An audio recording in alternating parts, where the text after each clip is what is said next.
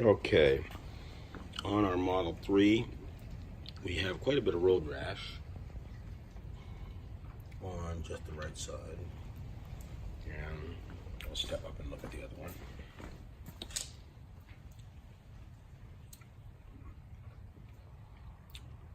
And there's quite a bit of texture in the scrapes, and the paint doesn't really cover that up. Okay, so the first thing we're going to do is remove the Aero wheel cover, which is pretty easy. And this, again, I'm shooting one-handed right now, is you just kind of reach your hand in and give a little pull,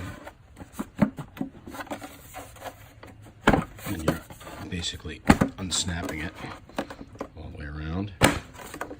And now we're ready to pull the whole thing off. And probably need two hands for this, but we'll see if I can sneak it off otherwise. There we go. Okay, so that exposes everything. And we'll set the wheel cover down and continue. One thing I've noticed in these multiple road rash incidents is that the Aero wheel covers just don't seem to get hit. But again, just this little rim. So the next thing we're going to do is smooth it out. Okay, I'm going to be using a multi-tool. This one is a works brand. I have actually several of these, but this is the only one I have that's battery powered, so it makes it easy to do this. And it's got a sanding disc on there, and there we go.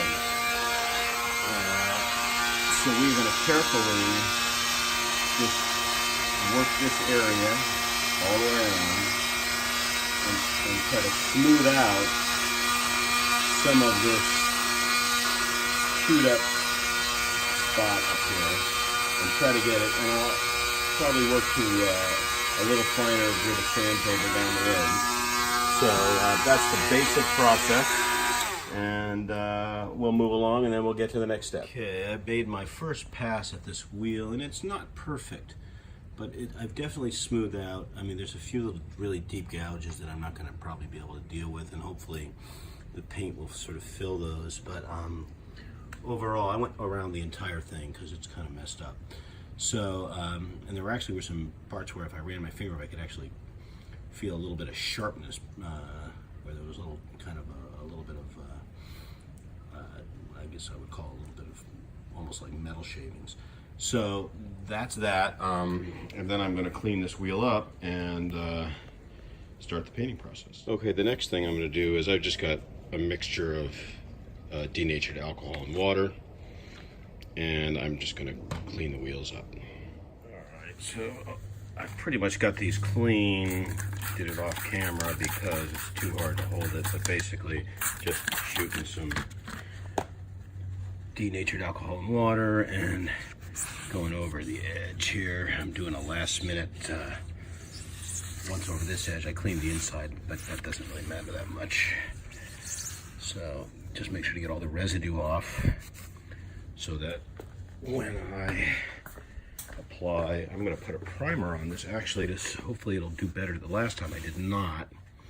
On the other hand, the fact that this is the second time around on this part of my life makes a big difference on how hard I work on this, because I got a feeling I'm going to be doing it again.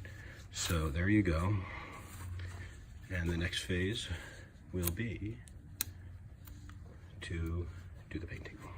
Okay, I picked up this primer at AutoZone, and it was a pretty kind of overpriced quart in liquid, and I'm not going to need that much, so I'm actually going to, he said it's the same stuff, I'm just going to spray this into a little container and use it, and I'm just going to try to help the touch-up paint stick a little better by putting a coat of this on top of the areas I just removed the paint from. Okay, we're going to take this primer and shoot it into a little cup, hopefully not making too much of a mess. And that actually works okay, and now we have some primer. Okay, I'm a little bit midway through the process. I want to show you, you can see that these big gouges, I didn't try to get them out because they're too deep, really. but now I'm using the primer, and now you can see right there exactly what it kind of does. It's going to smooth this out quite a bit, not perfect, but then once we get the next coat, it'll smooth it out even better. Okay, so here's one wheel with the primer on. Just going to zip around so you can see it. Just kind of cover the whole thing. And it's not pretty, but it's going to give me a much better base to work with. Okay, I'm just finishing up the second wheel, which has a little less work on it. And this is some advice I wish I had gotten, but I'm going to try to show you with one hand. If you can rest your hand on the spoke, see how I got my hand resting on the spoke here? You can be much more steady in your strokes and in controlling where the paint goes. So just a tip that, like I said, I wish I had gotten. So I've only got a few inches left, but I'm just showing you that it's a lot steadier when your hand is resting right on one of the spokes. So, a couple more tips on this. I noticed this the first and second time that I've done these wheels, and this is the third time, is that when you apply the touch-up paint over an area that's been scraped in a way that there's little chunks of the paint out exposing the metal, and then there's paint, that they did not color the same, and I had to actually do 2 complete coats to get it to finally cover, and then of course the texture showed. So that's why I've gone to this primer, because it's a heck of a lot cheaper, I think. And you can still see there's some little cuts in there, but I don't have to worry about any exposed metal. I've got that all covered. So we'll see how this goes. I've never done it this way, but I got a feeling this is going to work out better. And this stuff really sticks, because I actually splattered a few little spots onto the spokes, and they were very difficult to get off. I used like a denatured alcohol and a scrubbing pad. Okay, I'm going to be using this touch-up paint that I got on eBay. There it is, and it comes with a pen, but it also comes with a brush that comes out, and that's what I'm going to use. Here we go. And I'm just going to show you basically how you do it. I'm going to basically cover the whole thing, and just cover it like that, kind of like you're painting nails. Not that I paint nails, but blend it in. We'll give you a little close-up of this now. And you can see, as the camera gets much closer, that I'm just going to come in and cover all of this primer that I put on there. And work my way around. Get a little more. And I will probably paint this entire thing, even the areas that I didn't prime.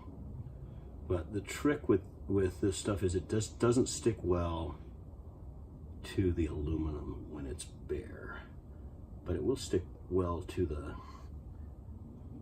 existing paint, which is why I didn't prime the whole thing. I only did it where the aluminum was worn off, where I sanded it off. So that's the basic idea. Okay, and here is one wheel done. It's not perfect, but you won't notice it. It's still wet, so it's a little glossy in some places. You can kind of see I kind of blended it in right there, and it should, once it dries, match pretty good. If not, I will just finish that little this area right here, which was not painted. You can kind of see right where it blends in there, right where it kind of blends in there. Now we're going to put the Aero wheel cover back in, and that's simply done just by making sure that this little notch here is lined up with where the valve stem goes. See if we can do this with one hand. It may not be that easy. Probably tough to do with one hand. So, but you get the idea. So, and then just push it in, Yeah, I guess maybe I can do it with one hand.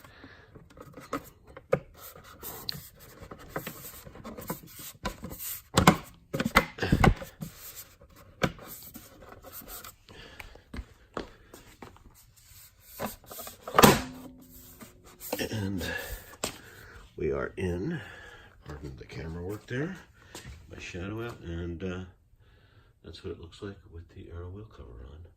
Pretty much like no one's going to notice it without a lot of really close inspection. So there you go.